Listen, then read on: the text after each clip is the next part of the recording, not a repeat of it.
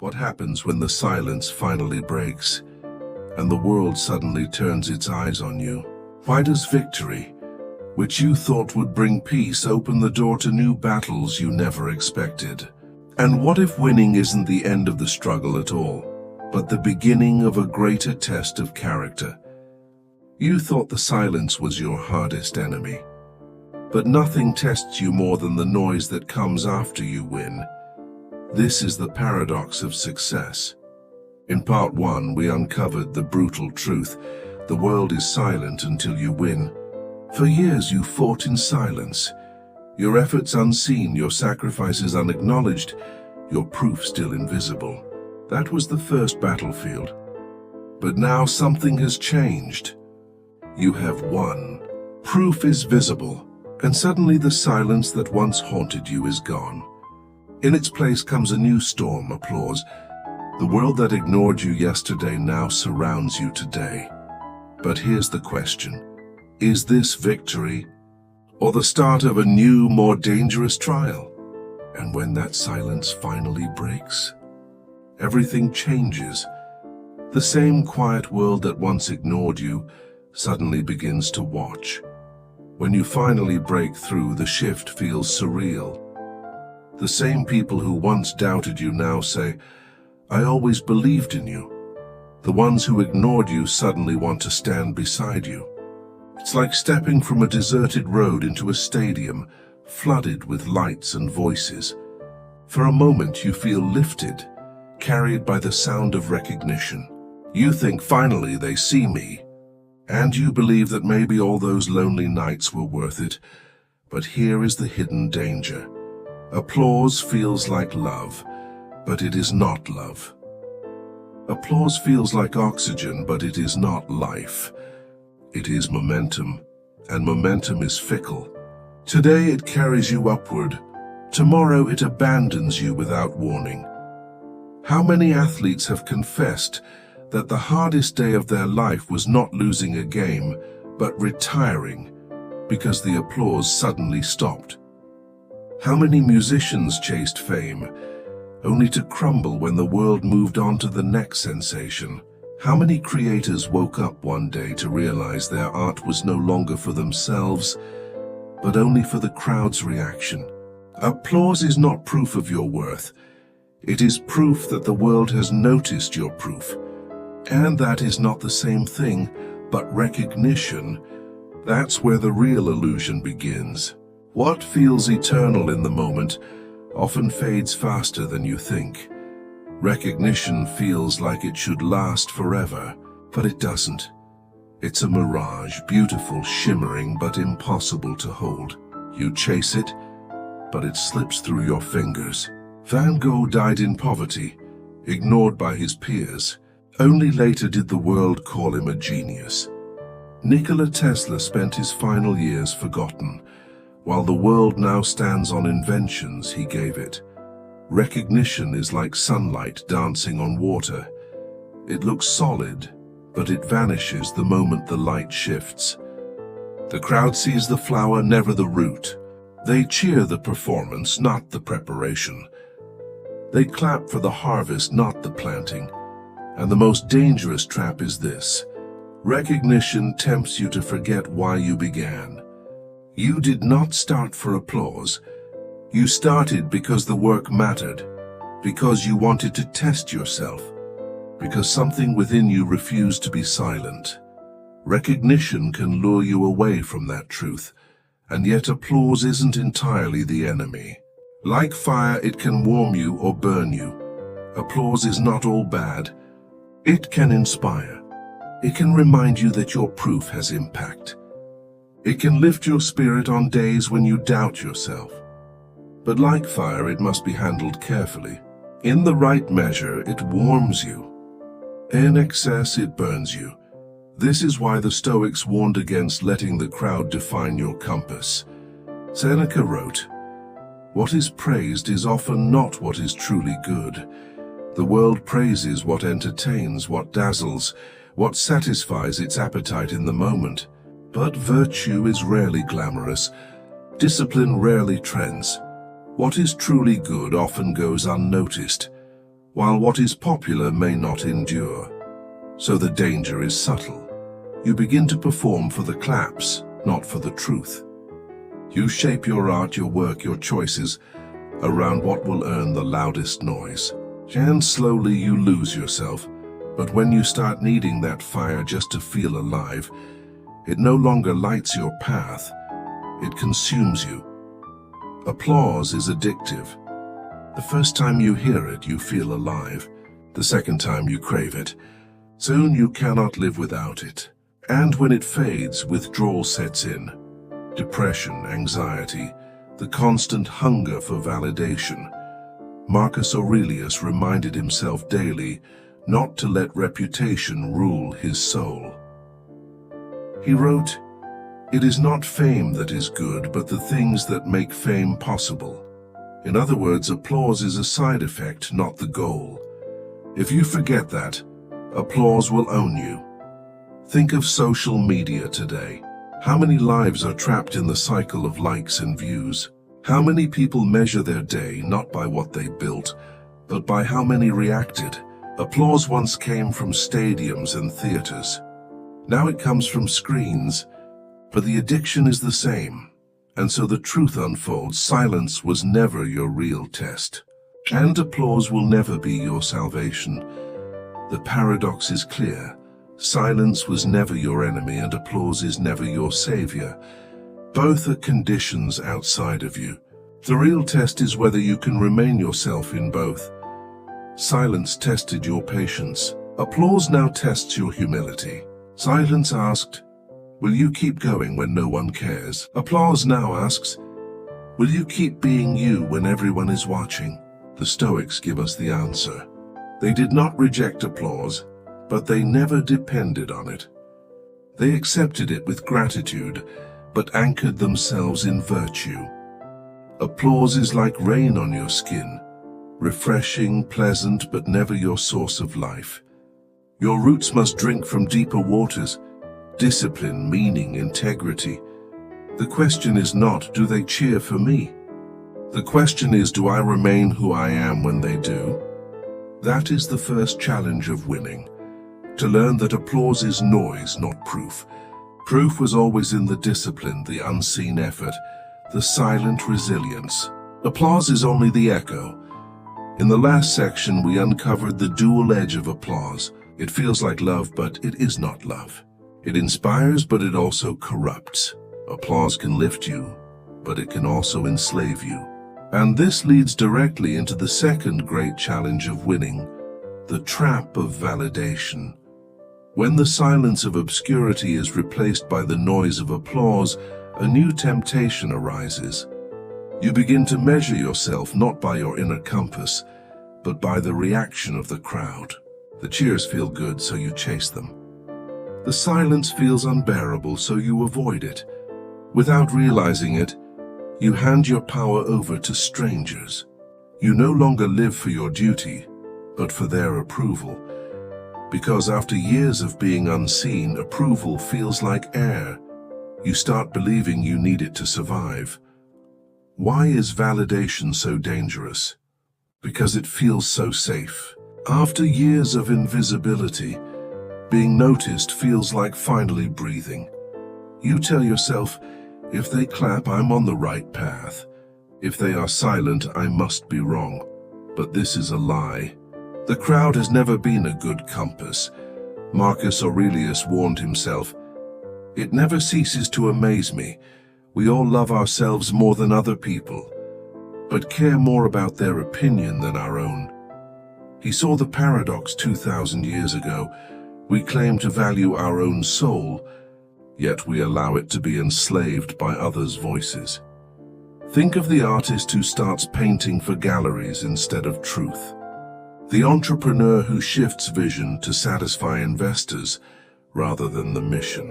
The writer who edits not to clarify meaning, but to avoid criticism. All of them fall into the same trap, living outward in instead of inward out. But that comfort is a trick of the mind. The moment your worth depends on applause, you've already handed over your freedom. Validation feels like security. The claps, the likes, the shares, they reassure you that you are doing well. But this is an illusion. The moment you tie your worth to it, you become fragile. One critical comment destroys your confidence. 1 week of low views crushes your spirit. Social media has amplified this trap to its extreme. We are now surrounded by people whose lives are dictated by the dopamine rush of likes. Their self-worth rises and falls not with who they are, but with who approves of them. And when approval fades, as it always does, they collapse. The Stoics would shake their heads at this fragility. Epictetus made the distinction clear. Some things are up to us and some are not. Our judgments, our actions, our choices, these are up to us. Applause never, silence never, validation always outside. To attach your happiness to it is to surrender your freedom, and that's how it traps you, slowly, quietly, invisibly, until you realize you're living not to express yourself, but to be accepted. Validation doesn't just seduce you, it imprisons you. Slowly you begin to avoid risks that might lose applause. You stop experimenting. You stop being bold. You become predictable, safe, repetitive, because safe earns claps while risk may earn silence. But silence, remember, is not your enemy. Silence was where your proof was forged. If you forget that, you will shrink yourself into the shape the world expects and lose the very spark that made you win in the first place. Seneca cautioned against chasing reputation. What difference does it make to be spoken of by someone? I am content with good character. His wisdom reminds us that reputation is noise, character is proof, and once you taste that approval, it's never enough. What once felt like joy turns into dependence. The worst part about validation is its addictive cycle. The more you receive, the more you crave. The more you crave, the more you perform for it. And the more you perform for it, the further you drift from your core. Think of an actor who once loved the stage for the art, but now cannot live without the red carpet. Think of the athlete who once played for the love of the game, but now plays only for endorsements. Think of the student who once studied to learn, but now studies only to impress. In every case, validation has replaced meaning. Applause as inspiration is healthy. Applause as oxygen is deadly. But there is a way out. The Stoics taught us that freedom begins the moment you turn inward. So how do you break free? The Stoics give us the answer: by turning inward, by remembering that the only validation that matters is the one you give yourself. Epictetus said, "First say to yourself what you would be, and then do what you have to do." This is the antidote to validation. Define your standard, live by it, and let the world's opinion rise and fall like the tide. When you win, the world will clap. When you falter, the world will turn away. Neither changes who you are unless you let it, because the only success that endures is the one defined by your own values. The trap of validation blinds us to the truth, that the only measure of success is whether you are living in alignment with your values. Did you act with courage? Did you remain disciplined? Did you stay true to your purpose? If yes, then you have succeeded, whether the world noticed or not. Marcus Aurelius often reminded himself, if you are distressed by anything external, the pain is not due to the thing itself, but to your estimate of it, and this you have the power to revoke at any moment. The validation of others is external. Your judgment of yourself is internal. That is where power lies, and just when you think you've escaped validation, another test waits in the dark: envy. Not everyone who claps for you wants to see you win. So here is the paradox of winning. Applause may be loud, but it is empty if it becomes your master. Validation feels good, but it enslaves if you depend on it. The second test of victory is not whether the world approves of you, but whether you can walk steadily when it doesn't. And if you survive this trap, another shadow waits: envy. Not everyone who claps for you wishes you well. Some cheer with their mouths but curse with their hearts. And that is the battlefield of last section. At the end of last part, we uncovered the shadow of envy. Victory not only brings applause, but also awakens resentment in others. Yet even if you endure envy with patience, another heavier burden now descends: the weight of expectations. When you were unknown, no one cared what you did. In silence, you had freedom. In envy, you faced resistance. But now, after success, the world changes its posture. The same people who once ignored you now demand from you. They do not just applaud your proof. They expect you to repeat it, expand it, surpass it. This is the paradox. Once you win, winning becomes the minimum. The extraordinary becomes expected. What was once a miracle is now a baseline. Think of an athlete who breaks a record. The crowd explodes with awe. But next season, if he fails to repeat it, he is called a disappointment. Think of a musician who creates a masterpiece. At first, the world is astonished. But if the next album is not equal or greater, critics declare decline. The standard of yesterday's victory becomes the prison of tomorrow. At first, those expectations feel flattering until they start to close in. You realize the applause has turned into a cage. Expectations imprison in subtle ways. At first, they feel flattering. The world believes in you. People anticipate greatness. But slowly, the weight settles on your shoulders. You begin to fear falling short. You feel you must not only win, but win bigger, louder, faster. This pressure can crush even the strongest. Many brilliant minds have burned out not because of failure, but because of the suffocating demand to always be greater than themselves. Marcus Aurelius, though emperor, reminded himself daily not to be enslaved by this weight. If you are pained by external things, it is not they that disturb you, but your judgment of them.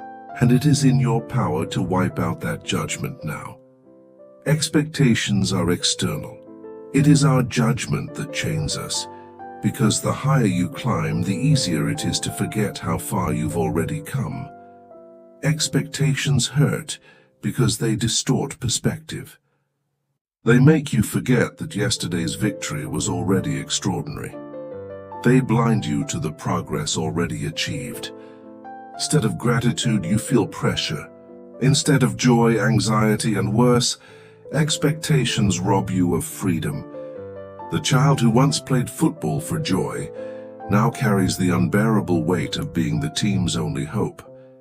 The writer who once wrote for truth now writes under the shadow of sales and critics. The leader who once served with vision now fears disappointing investors, voters, or followers. The world does not ask, "Are you true to yourself?" The world asks, "What else can you give me?" But when pressure blinds you, Stoic clarity restores your sight. You remember that virtue, not demand, is your compass. How do we resist this weight? The Stoics remind us, you are not obligated to meet the ever-shifting demands of the crowd. Your only duty is to live in accordance with virtue. Epictetus said, "First say to yourself what you would be, and then do what you have to do. Not what they demand of you, but what you demand of yourself." The crowd's expectations are endless. Meet one and another arises. Satisfy them today, and tomorrow they want more. To live by them is to live in chains. To live by virtue is to stand free. Yet sometimes it's not the world's voice that crushes you. It's your own. But let us be honest. Not all expectations come from others. Some of the heaviest are born inside us. Once we taste victory, we demand more of ourselves. We fear losing momentum. We become harsher critics of our own work than anyone else could be. This can be noble. It drives growth, discipline, improvement, but it can also become toxic. If you cannot rest, if you cannot appreciate what you have achieved, if you turn every accomplishment into not enough, you become your own tyrant. Seneca wrote, "We suffer more often in imagination than in reality." The fear of disappointing ourselves, the illusion of falling behind, often hurts more than any real failure. And history has shown, even the brightest victories can cast the darkest shadows. History is filled with examples. Olympians who train for years, achieve glory, then sink into depression because they cannot repeat it. Authors who publish bestsellers, then collapse under writer's block. Leaders who reach the summit of power, only to feel emptier than before.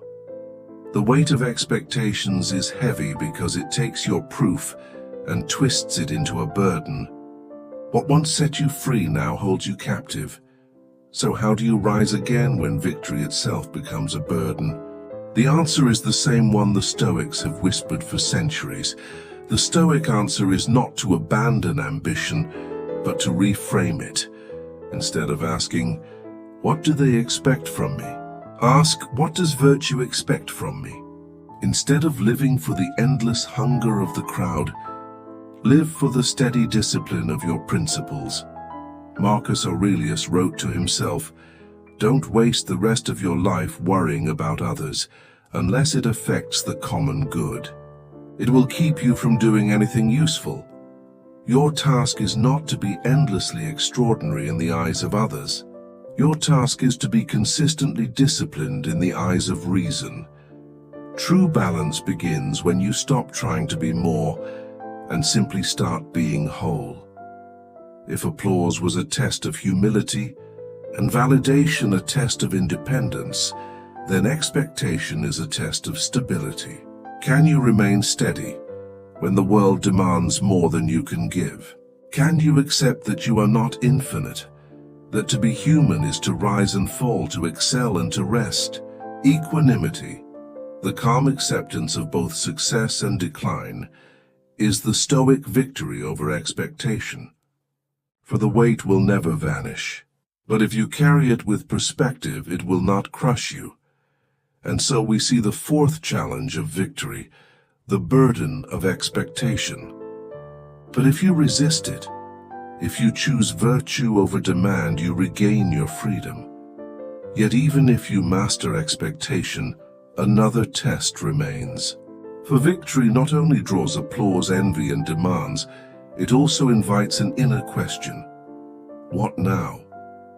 And that is the battlefield of at the end of last section. We saw how expectations can become a prison. The extraordinary becomes ordinary. The miracle becomes the baseline. And soon you are crushed under the weight of more. But this raises a deeper question.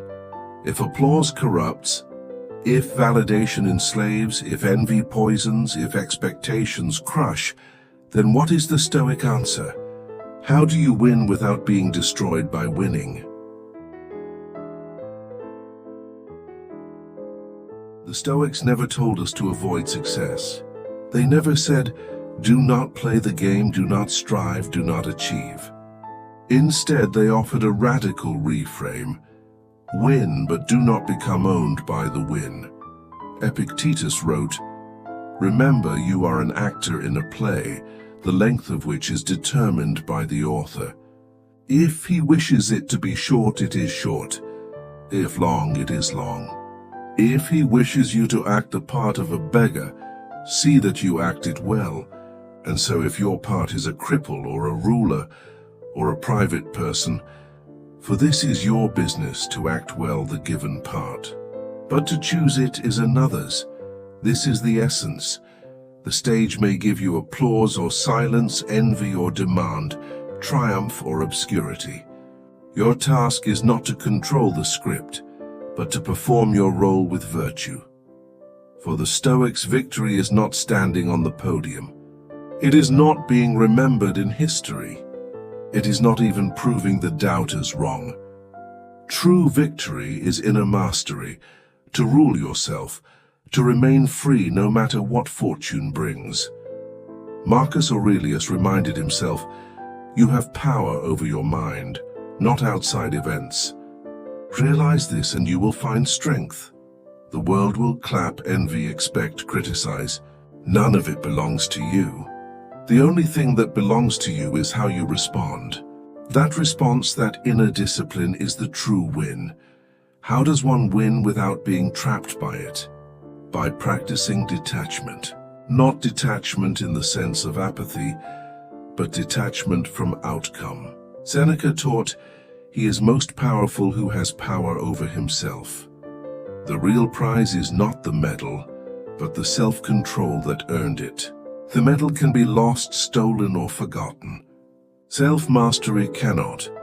Think of the athlete who celebrates not only the trophy, but the discipline that carried him through training.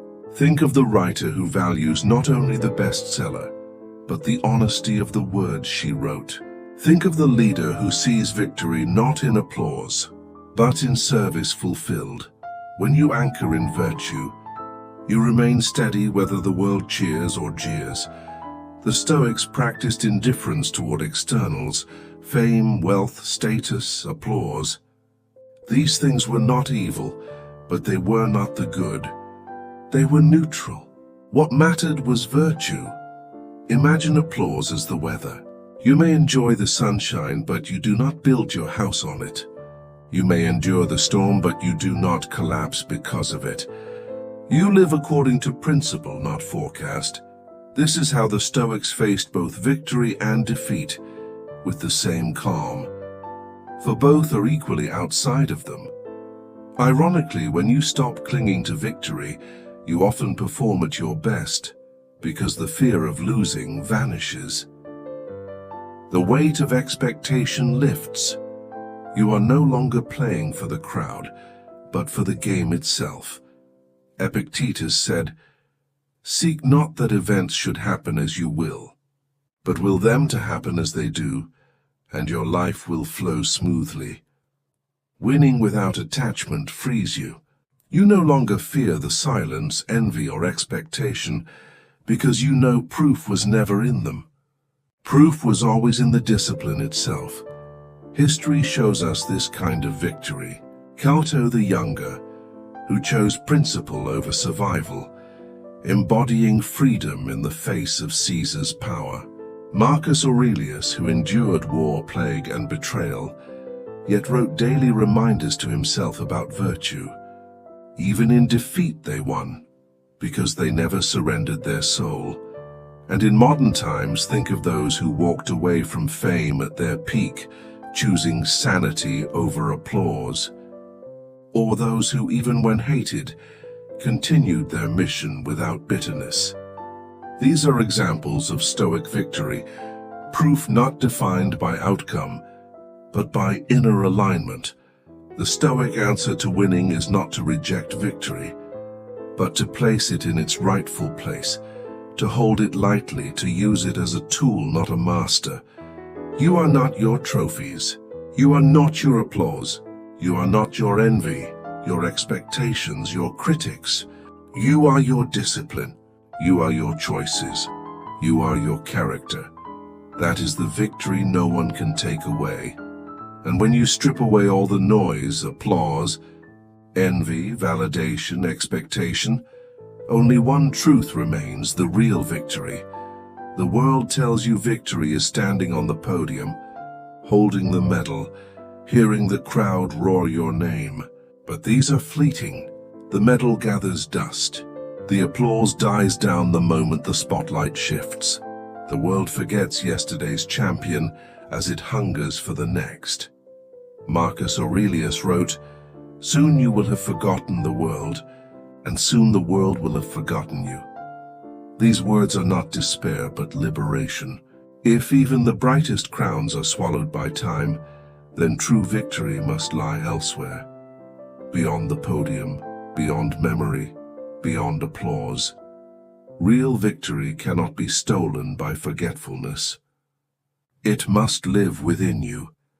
The Stoics teach us that the real victory is freedom of the soul, to walk through silence and applause with equal calm, to endure envy without bitterness and expectation without fear. To be steady whether the world watches or not. Epictetus said, "No man is free who is not master of himself." Self-mastery is the one crown that does not tarnish.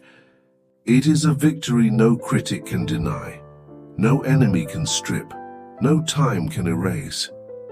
Applause depends on others. Envy belongs to others.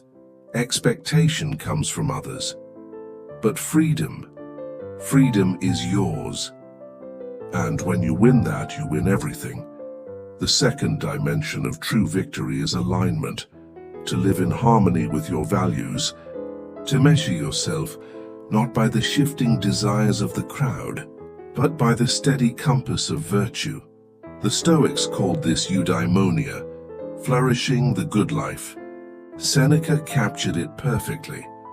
Victory comes not from the number of slaves you command, but from the mastery you have over your own desires. In this sense, the real victory is not conquering others, but conquering yourself. Not bending the world to your will, but aligning your will with reason, justice, and courage. One of the cruelest lies is that you must keep winning endlessly to remain worthy. This is the modern curse. Every success instantly replaced with the demand for another, but the Stoics dismantle this illusion. Fortune is fickle. The seasons change. Empires rise and fall. You cannot win forever, but you can live with virtue always. The real victory is not an unbroken streak of triumphs. It is the unbroken discipline of a soul anchored in principle. You may rise, you may fall, you may be praised, you may be forgotten, but you remain whole. Another measure of victory is contribution. What ripples do you leave in the lives of others? Marcus Aurelius wrote, "What is not good for the hive is not good for the bee." Real victory is not only self-mastery, but service, leaving behind something that strengthens humanity. The teacher who shapes generations, the healer who eases suffering, the artist who gives courage, the leader who preserves justice. These may not all stand on podiums, but their impact endures. Fame fades, but contribution echoes. Perhaps the deepest victory is peace, the quiet assurance at the end of life that you lived true, that you did not betray yourself. Peace is standing at the threshold of death with no regrets, no shame, no bitterness. Peace is the final crown, greater than applause, heavier than gold. Marcus Aurelius wrote, "It is not death that a man should fear, but never beginning to live. To live fully in alignment with courage, that is victory." Look around today. Some walk away from fame at their peak, choosing sanity and family over applause. Some leave wealth to live simply, in line with their conscience. Others endure ridicule to defend truth, knowing history may vindicate them or not. These are real victories, invisible to the crowd but undeniable to the soul. And so we return full circle. In part 1, we saw the harsh reality. No one cares until you win. The silence was heavy, the doubt relentless. In part 2, we saw that even after victory, the trials continue. Applause, validation, envy, expectation. But now we know, the real victory was never theirs to give or take. It was always yours. The question is not, do they see me as victorious? The question is, have I lived in a way that I cannot call myself defeated? The Stoics remind us, real victory is not applause, not validation, not reputation, not even memory. Real victory is inner freedom, alignment with virtue, contribution to others, and peace within. So when the noise fades, when the envy cools, When the expectations fall silent, you remain, unshaken, whole, at peace, because the proof was never for them. It was always for you.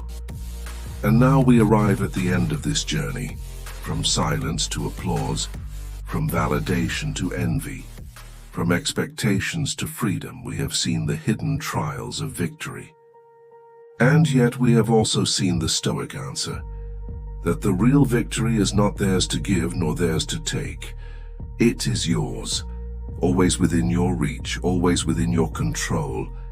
If these reflections have spoken to you, if they have reminded you that your proof is already alive within you, then I want to thank you for walking this path with me. This channel was built for seekers like you, for those who are tired of the noise and hunger for clarity, wisdom, and strength. Every view, every comment, every subscription is not just a number. It is a hand that joins me in keeping this flame of Stoic wisdom alive.